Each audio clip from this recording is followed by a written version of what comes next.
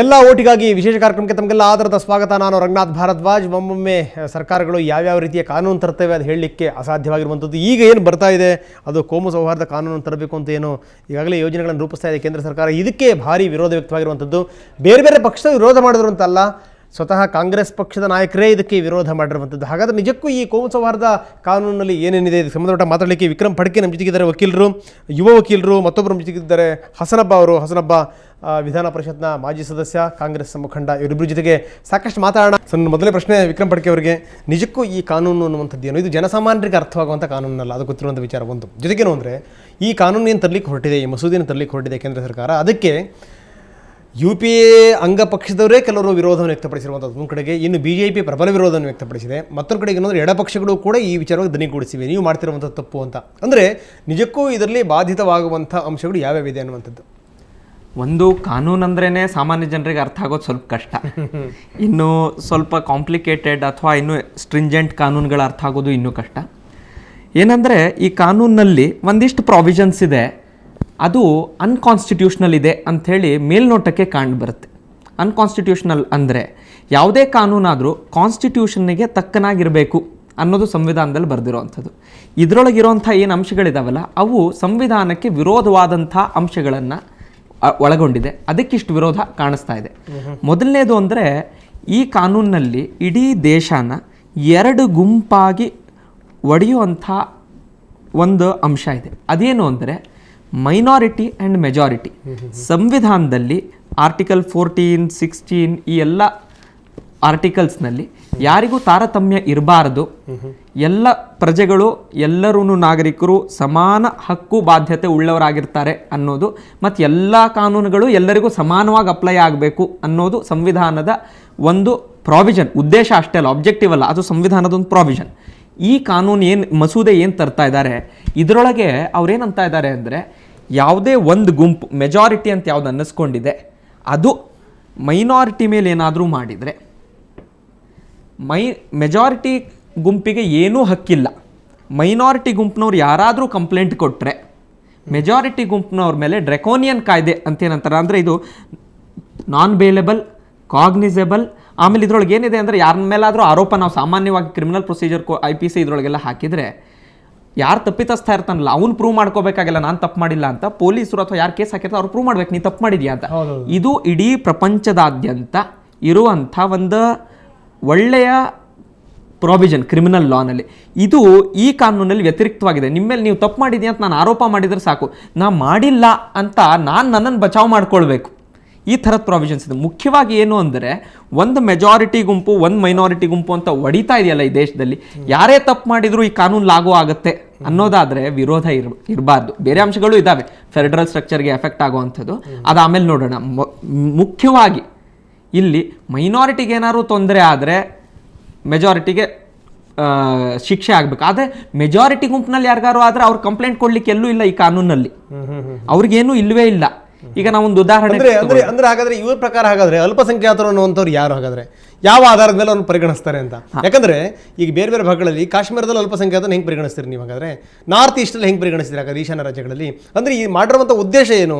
ಕೇವಲ ಏನು ಅಂದರೆ ಈಗ ಎಲ್ಲದೂ ಕೂಡ ಒಂದು ನಮ್ಮ ಪ್ರಜಾತಂತ್ರದ ವ್ಯವಸ್ಥೆಯನ್ನೇ ಬುಡಮೇಲೆ ಮಾಡುವಂಥ ಅಂಶಗಳು ಇದರಲ್ಲಿ ಇದೆ ಅಂದಮೇಲೆ ಇದನ್ನು ತಂದಂಥ ಮಹಾನುಭಾವರಿಗೆ ಇದು ಅರ್ಥವಾಗಲಿಲ್ವ ಅಂತ? ಇಲ್ಲ, ಇದು ಅರ್ಥವಾಗದೆ ತಂದಿರುವಂಥ ಮಸೂದೆನೇ ಅಲ್ಲ, ಸಂಪೂರ್ಣವಾಗಿ ಇದು ಅರ್ಥ ಆಗಿದೆ, ಇದು ಗೊತ್ತು, ಇದ್ರ ಉದ್ದೇಶ ಏನು ಅನ್ನೋದು ಗೊತ್ತಿದೆ. ಅಷ್ಟು ಆಗಿಯೂ ಇದನ್ನು ತಂದಿದ್ದಾರೆ. ಇಟ್ ಈಸ್ ಅ ಮಿಸ್ಚೀಫ್ ಅಂತ ನನಗನ್ಸುತ್ತೆ. ಓಕೆ, ಅಂದರೆ ತುಂಬ ಪಾರ್ಲಿಮೆಂಟ್ರಿ ವರ್ಡ್ ಉಪಯೋಗಿಸ್ಬೇಕು ಅಂದರೆ it is a mischief. Okay, ಅದ್ರ ಬಗ್ಗೆ ಇನ್ನಷ್ಟು ಚರ್ಚೆ ಮಾಡೋಣ. ಸರ್ ತಾವೇನಂತೀರಿ ಸರ್? ನನಗೆ ಒಂದು ಸಾಕಷ್ಟು ಸಮಯ ಸಿಗಲಿಲ್ಲ ಮತ್ತು ಇದರ ಆ್ಯಕ್ಟ್ ಪ್ರತಿ ಕೂಡ ಸಿಗಲಿಲ್ಲ. ಅಲ್ಲ, ನೀವಷ್ಟೇ ಅಲ್ಲ, ಬಹಳಷ್ಟು ಜನ ನಾಯಕರನ್ನ ಕರೆದ್ವಿ ನಾವು ಇವತ್ತು ಕಾರ್ಯಕ್ರಮಕ್ಕೆ. ನೀವು ಬಂದಿರಿ, ನಿಮ್ಗೆ ಥ್ಯಾಂಕ್ಸ್ ಹೇಳ್ಬೇಕು ನಾವು. ಅವ್ರು ಹೇಳಿದ್ದೀರೋ ಅಂತಂದ್ರೆ ಇದ್ರ ಬಗ್ಗೆ ನಮಗೆ ಏನು ತಳಬಡೋನು ಗೊತ್ತಿಲ್ಲ, ನಮ್ಗೆ ಅರ್ಥನೂ ಆಗ್ತಿಲ್ಲ ಅನ್ನೋಂಥ ಮಾತನ್ನು ಹೇಳಿದ್ದಾರೆ. ಅದಕ್ಕೆ ನಮ್ಮ ಮಿತ್ರರು ಹೇಳಿದ್ದು ಪೂರ್ತಿ ಸತ್ಯವೇ ಆಗಿದ್ದಿದ್ರೆ ಖಂಡಿತವಾಗಿ ನಾನು ಕೂಡ ವಿರೋಧ ಮಾಡಲೇಬೇಕಾಗಿತ್ತು ಒಬ್ಬ ಭಾರತದ ನಾಗರಿಕನಾಗಿ. ಯಾಕೆಂತಂದರೆ ಸಂವಿಧಾನ ಅವ್ರು ಹೇಳಿದ ಪ್ರಕಾರ ಪ್ರತಿಯೊಬ್ಬರಿಗೂ ಸಮಾನವಾದ ಅವಕಾಶವನ್ನು ಕೊಟ್ಟಿದೆ. ಅವರಲ್ಲಿ ಅಲ್ಪಸಂಖ್ಯಾತರು ಬಹುಸಂಖ್ಯಾತರು ಅಂತ ಹೇಳುವಂಥ ಒಂದು ಭಿನ್ನಾಭಿಪ್ರಾಯವನ್ನು ತರುವುದೇ ದೊಡ್ಡ ತಪ್ಪಾಗುತ್ತೆ. ಇವತ್ತು ಕೋಮು ಗಲಭೆಗಳು ಬೇಕಷ್ಟು ಆಗಿರ್ಬೋದು, ಬಹುಸಂಖ್ಯಾತರು ಅಲ್ಪಸಂಖ್ಯಾತರ ಮೇಲೆ ದೌರ್ಜನ್ಯ ನಡೆಸಿದಂಥ ಸಾವಿರಾರು ಉದಾಹರಣೆಗಳಿರ್ಬೋದು. ಆದರೂ ಕೂಡ ಇಡೀ ಜಗತ್ತಿನಲ್ಲಿ ಬಹುಸಂಖ್ಯಾತರು ಮತ್ತು ಅಲ್ಪಸಂಖ್ಯಾತರು ಅತ್ಯಂತ ವಿಶ್ವಾಸದಿಂದ ಕಂಪೇರ್ ಮಾಡಿದಾಗ ನಡ್ಕೊಂಡಂತಹ ಒಂದು ದೇಶ ಇದ್ದರೆ ಅದು ಭಾರತ. ನಾನು ಅನೇಕ ಬಾರಿ ಹೇಳ್ತಾ ಇದ್ದೇನೆ ಮುಸ್ಲಿಂ ಸ್ನೇಹಿತರ ಹತ್ರ, ನಾವು ಹೆಮ್ಮೆ ಪಡಬೇಕು, ಇಂತಹ ಒಳ್ಳೆ ಹಿಂದೂಗಳ ಮಧ್ಯದಲ್ಲಿ ನಾವು ಬಾಳುವಂಥ ಒಂದು ಅವಕಾಶ ನಮಗೆ ಸಿಕ್ಕಿದೆಯಲ್ಲ, ಇಡೀ ಜಗತ್ತಿನಲ್ಲೇ ಭಾರತದ ಮುಸಲ್ಮಾನರು ಅತ್ಯಂತ ಅದೃಷ್ಟವಂತರು ಅಂತ ಹೇಳುವಂಥ ಮಾತು ಹೇಳ್ತಾ ಇದ್ದಾರೆ. ಇರ್ಬೋದು ಕೋಮು ಭಾವನೆ ಇರುವಂತಹ ಮತಾಂಧರು ಹಿಂದೂಗಳಲ್ಲೂ ಇದ್ದಾರೆ, ಮುಸಲ್ಮಾನರಲ್ಲೂ ಇದ್ದಾರೆ, ಕ್ರಿಶ್ಚಿಯನ್ರಲ್ಲೂ ಇದ್ದಾರೆ.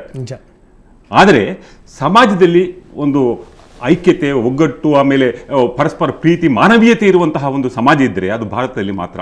ಇವತ್ತು ನಾನು ಬಹಿರಂಗವಾಗಿ ನಾನು ಹೇಳಬಲ್ಲೆ, ನನ್ನ ಜೀವಮಾನದಾದ್ಯಂತ ಬೇಕಾದಷ್ಟು ಕಷ್ಟಪಟ್ಟವನು ನಾನು.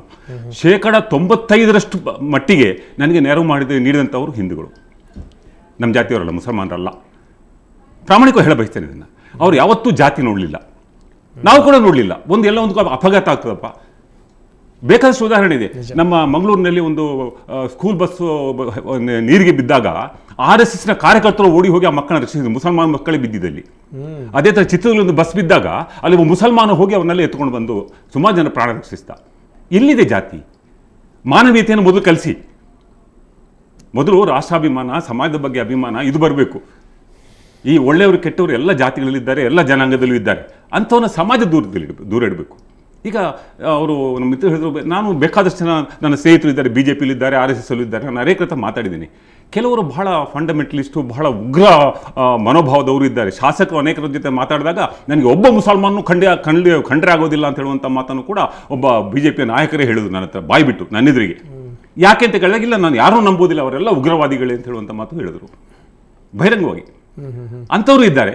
ಅದೇ ರೀತಿಯಲ್ಲಿ ನಿಮ್ಮಂಥವ್ರಿಗೆ ಬೇಕು, ಬನ್ನಿ ನೀವು BJP ಸೇರಬೇಕು ಅಂತ ಆಹ್ವಾನ ಮಾಡಿದವರು ಇದ್ದಾರೆ ನನ್ನನ್ನು. ಆದ್ದರಿಂದ ನಾನು ಯಾರನ್ನು ಕೂಡ ಇಂಡಿವಿಜುವಲ್ ಆಗಿ ನೋಡಬೇಕಷ್ಟೇ ಹೊರತು ಒಂದು ಗುಂಪಾಗಿ ನೋಡಬಾರ್ದು. ನಿಜ ನಿಜ, ಸತ್ಯ ಸತ್ಯ. ಓಕೆ, ಒಳ್ಳೆತನಕ್ಕೂ ಕೆಟ್ಟತನಕ್ಕೂ ಅದಕ್ಕೆ ಜಾತಿ ಇಲ್ಲ. ಸೊ ಇಂಥದ್ದೇನಾದರೂ ಈ ಥರದ ಮಸೂದೆಗಳು ಬಂದ್ಬಿಟ್ರೆ ಇನ್ನೊಂದಿಷ್ಟು ಹಿಂದೂ ಮುಸ್ಲಿಂ, ಕೇವಲ ಹಿಂದೂ ಮುಸ್ಲಿಮ್ಸ್ ಮಾತ್ರ ನಾನು ಒಂದು ಹೇಳ್ತೇನೆ, ಇಂಥ ಮಸೂದೆ ಅವ್ರು ಹೇಳಿದಾಗೆ ಬಂದರೆ ಅದರಿಂದ ಈ ಅಪಾಯ ಇರೋದು ಮುಸಲ್ಮಾನಿಗೂ ಕ್ರಿಶ್ಚಿಯನ್ಗೂ ಅಷ್ಟೇ ಹೊರತು ಹಿಂದೂಗಳಿಗಲ್ಲ. ಯಾಕೆಂತಂದ್ರೆ ಬಹುಸಂಖ್ಯಾತರ ವಿಶ್ವಾಸನ ನಾವು ಕಳೆದುಕೊಂಡ್ರೆ ಇಲ್ಲಿ ಅಲ್ಪಸಂಖ್ಯಾತರು ಬದುಕಲಿಕ್ಕೆ ಆಗೋದಿಲ್ಲ. ಎಂಥ ಮಾತು ನೋಡಿ. ಅಲ್ಲ, ಬಹಳ ಕಷ್ಟ ಇದೆ. ನಾವು ಅವ್ರ ಮೇಲೆ ಡಿಪೆಂಡ್ ಆಗಲೇಬೇಕಾಗ್ತದೆ, ಅವ್ರ ಜೊತೆಲೇ ಇರಬೇಕಾಗುತ್ತೆ. ನಾವು ಪ್ರೀತಿ ವಿಶ್ವಾಸದಿಂದ ನಾವು ಬಾಳಿ ಬದುಕಲಿಕ್ಕೆ ಹೋದರೆ ಮಾತ್ರ ನಮಗೆ ಬದುಕಲಿಕ್ಕೆ ಸಾಧ್ಯ. ಅದೇ ರೀತಿ ಒಂದು ಮಾತು ಅವ್ರಿಗೂ ನಾನು ಹೇಳ ಬಯಸ್ತೇನೆ. ಇವತ್ತು ಭಾರತದಲ್ಲಿ ನಮ್ಮನ್ನ ಮುಸಲ್ಮಾನರು ಸುಮಾರು 20 ಕೋಟಿ ಜನ ಇದ್ದಾರೆ ಅಂತ ಇಟ್ಕೊಳ್ಳಿ. 20 ಕೋಟಿ ಜನ ಮುಸಲ್ಮಾನರು. ಅದಕ್ಕಿಂತ ಮೊದಲು ಒಂದು ಮಾತು ಸೇರಿಸ್ಬಿಡ್ತೀನಿ.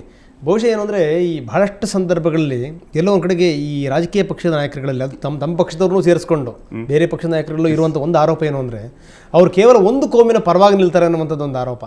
ಎಲ್ಲೋ ತಾವು ಅಪರೂಪಕ್ಕೆ ಏನು ಅಂದರೆ ಒಂದು ಭಿನ್ನವಾದಂಥ ಸಾಲಲ್ಲಿ ನೀವು ನಿಂತ್ಕೊಳ್ಳುವಂಥವ್ರು ಅಂತ. ಸೊ ಈ ಮುಖಾಂತರ ಏನಂದರೆ, ಅಲ್ಲ ನೀವು ಸಮಾಜಕ್ಕೆ ಸೇರಿದವರು ಅಂತ ಈ ಮುಖಾಂತರ ಹೇಳಲೇಬೇಕು ಅಂತ. ಅಲ್ಲ, ಅದು ಏನಾಗ್ತದೆ ಅಂತಂದರೆ, ರಾಜಕೀಯ ಬಂದಾಗ ಎಲ್ಲರ ಬೆಂಬಲ ಬೇಕಾಗುತ್ತೆ. ಅದರಲ್ಲೂ ವಿಶೇಷವಾಗಿ ಅಲ್ಪಸಂಖ್ಯಾತರು ನಮಗೆ ಮೊದಲಿಂದಲೂ ಕಾಂಗ್ರೆಸ್ ಬೆಂಬಲಿಗರಾಗಿದ್ದಂಥವ್ರು 100ಕ್ಕೆ 100%. ಯಾವಾಗ ಈ ಬಾಬರಿ ಮಸೀದಿ ಯಾವತ್ತು ನಿರ್ನಾಮ ಆಗೋಯ್ತೋ ಅವತ್ತಿಂದ ಕಾಂಗ್ರೆಸ್ ಪಕ್ಷದ ಬಗ್ಗೆ, ನರಸಿಂಹರಾಯರ ಬಗ್ಗೆ ಸ್ವಲ್ಪ ಅಸಮಾಧಾನ ಬಂದು ನಮ್ಮನ್ನು ಬಿಟ್ಟು ಹೊರಗಡೆ ಹೋದರು ಯಾರು ಅಲ್ಪಸಂಖ್ಯಾತರು. ಅವರ ವಿಶ್ವಾಸವನ್ನು ಗಳಿಸಬೇಕು ಅಂತ ಹೇಳುವಂಥದ್ದಕ್ಕಾಗಿ ಈ ಥರ ಕಾನೂನು ತಂದಿದ್ದಾರೇನೋ ನನಗೆ ಗೊತ್ತಿಲ್ಲ. ನನಗೆ ಅದರ ಬಗ್ಗೆ ಏನು ಕಲ್ಪನೆಯೂ ಇಲ್ಲ. ಅದು ಯಾರು ಮಾಡಿದಾರೆ ನಮ್ಮನ್ನು ಕೇಳಿ ಅವ್ರು ಮಾಡೋದಿಲ್ಲ. ಆದರೆ ಒಂದಂತೂ ನನಗೆ ನಂಬಿಕೆ ಇದೆ, ಇವತ್ತು ಲೋಕಸಭೆಗೆ ಆಗಿ ಹೋದಂಥವರ ಪೈಕಿ ಸುಮಾರು 80% 90% ಜನ ಬುದ್ಧಿವಂತರು, ಪ್ರಾಕ್ಟಿಕಲ್ ಆಗಿ ಯೋಚನೆ ಮಾಡುವಂಥವ್ರು. ಇಂಥದ್ದೇನಾದರೂ ತಪ್ಪುಗಳಿದ್ದರೆ ಖಂಡಿತವಾಗಿ ತಿದ್ದುಪಡಿ ಸರಿ ಮಾಡ್ತಾರೆ ಅಂತ ಹೇಳುವಂಥ ಧೈರ್ಯವೂ ನನಗಿದೆ. ಅಷ್ಟು ಮಾತ್ರ ಅಲ್ಲ, ನಮ್ಮ ಕಾಂಗ್ರೆಸ್ ಪಕ್ಷದಲ್ಲಿ ಬಹಳ ಬುದ್ಧಿವಂತರು ಇದ್ದಾರೆ ನೇತಾರರು. ಏನಾದರೂ ಇದರಲ್ಲಿ ತಪ್ಪುಗಳಿದ್ದರೆ ಖಂಡಿತವಾಗಿ ಸರಿಪಡಿಸ್ತಾರೆ ಅಂತ ಹೇಳುವಂಥ. ಸೊ ಬಹಳಷ್ಟು ಸಂವಿಧಾನಕ್ಕೆ ಬಹಳಷ್ಟು ಸಂದರ್ಭದಲ್ಲಿ ನಾವು ತಿದ್ದುಪಡಿ ತಂದಂತ ವೀರರು ನಾವು. ಆದಷ್ಟು ಬೇಗ ತಿದ್ದುಪಡಿ ತನ್ನಿ, ಜನಗಳಿಂದ ಮೊದಲು ತಿದ್ದುಪಡಿ ಆಗಲಿ ಅಂತಿರ್ತಾರೆ. ಸಂವಿಧಾನಕ್ಕೆ ತಿದ್ದುಪಡಿ ಆಗುವ, ಕಾನೂನು ತಿದ್ದುಪಡಿ ಆಗೋದನ್ನು ಮಾತಾಡಿ. ಸರ್ ಮತ್ತಷ್ಟು ನಾನು ನಿಮ್ಮ ಜೊತೆ ಚರ್ಚೆ ಮಾಡ್ತೀನಿ. ಸೊ ಒಂದು ಸಣ್ಣ ಬ್ರೇಕ್ ನಂತರ ಚರ್ಚೆಯನ್ನು ಮುಂದುವರಿಸೋಣ.